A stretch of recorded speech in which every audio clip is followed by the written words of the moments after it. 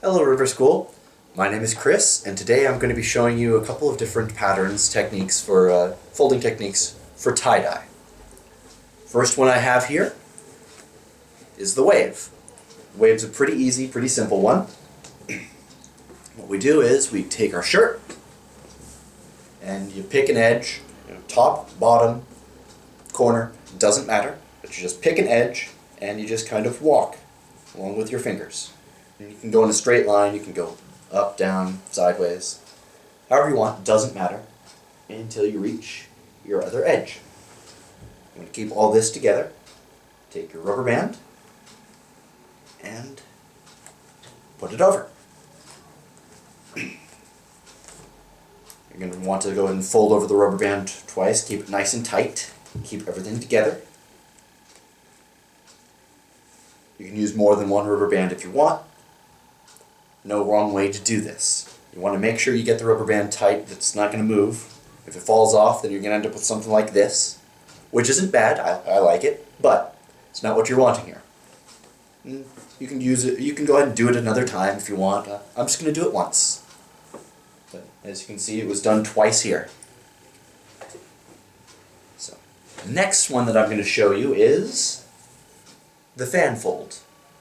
Fan fold is another really easy one. Go ahead and lay out your shirt.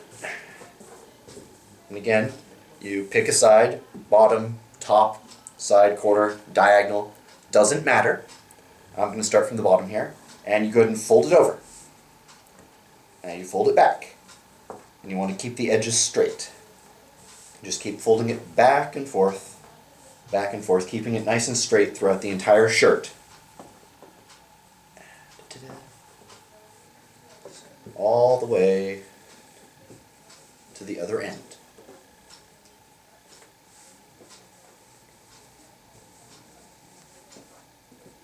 Make sure my sleeves are nice and folded there.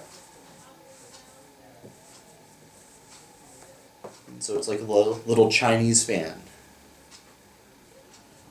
Nice little fan. Okay. Once you have it all the way across, you're going to take your rubber bands. Again, we're going to go ahead and make sure it stays put. I'm going to put one here. I'm going to use three. One here, one in the middle, and one at the very end. You can use as many rubber bands as you want. Do not skimp out on the rubber bands. We want to make sure it stays put. I'm just going to use three for this example. There's no wrong way to do this, though. Here.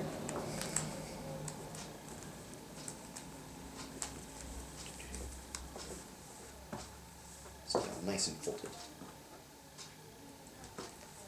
And here's my third. Again, use as many as you like. And there's our fan fold.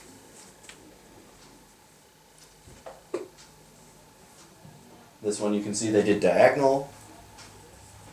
This one is straight up and down like I just did. But there's all sorts of different ways to do it. Next example, another easy one, is the bullseye. For the bullseye, we just go ahead and take our shirt and we choose a place to pinch. Could be anywhere, could be bottom, top, corner, middle, doesn't matter. Just pick your favorite spot and you go ahead and just pinch it. I'm going to pinch it right here, bring it up, and take our rubber band. Make sure your rubber band is nice and tight so you can go over a couple times. You want to make sure that it stays put. There we have it. There's our bullseye. You can keep going. You can make it a big bullseye, bigger target, if you like, or you can make it multiple bullseyes. It's all up to you. So there I have my little bullseye. I can make another one here if I want. I'm just going to leave it at that for now, for this example. But as you can see, you can do it multiple times. Bullseye here, pinch, pinch, pinch. Or you can make one big bullseye. It's all up to you. Next example is actually easiest done with a tool. In this case, a fork. If you don't have a fork, you don't need one, but I find it easiest to do. This is the spiral. Spiral is a fun little one. So again, we take our shirt,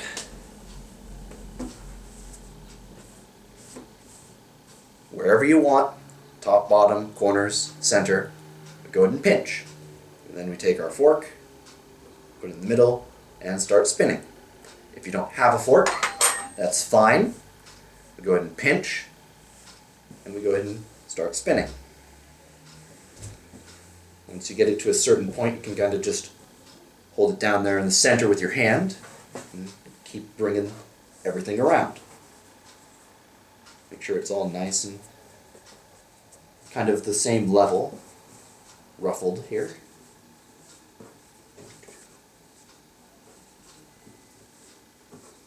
So we bring it around and around and around.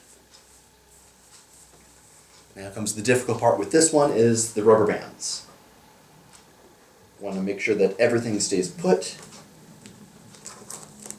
And so you can use as many rubber bands as you want here. I'm going to use at least 3, kind of put it in thirds. Keep all of the outliers, all the extra material out here together as best as possible. Now I'm keeping it flat using the table to help me here. Again, you can use as many rubber bands as you want. That keeps it mostly together. I'm going to add another one here.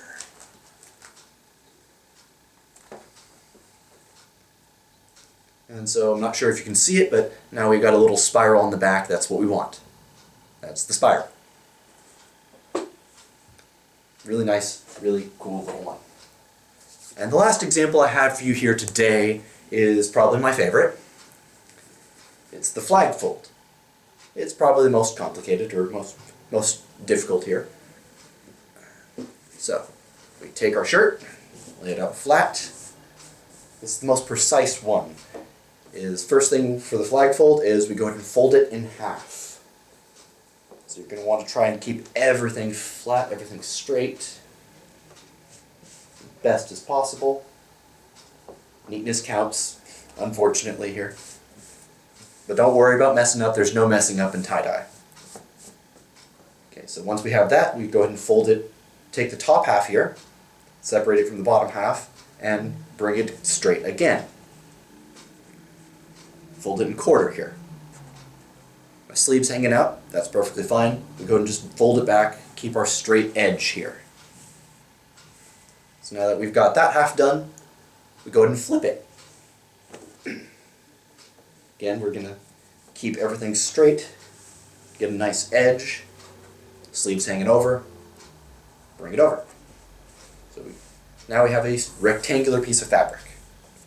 What we're going to do is, starting at the bottom, go ahead and grab it, bring this bottom edge to this corner, make a triangle.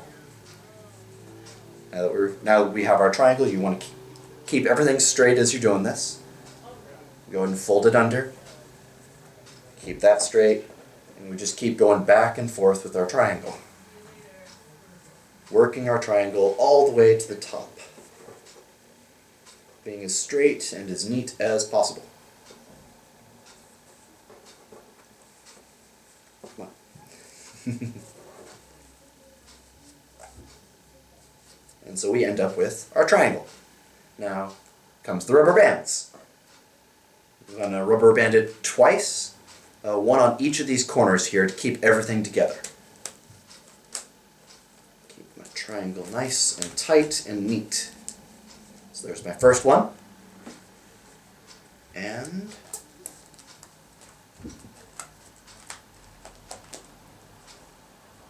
there's my second one.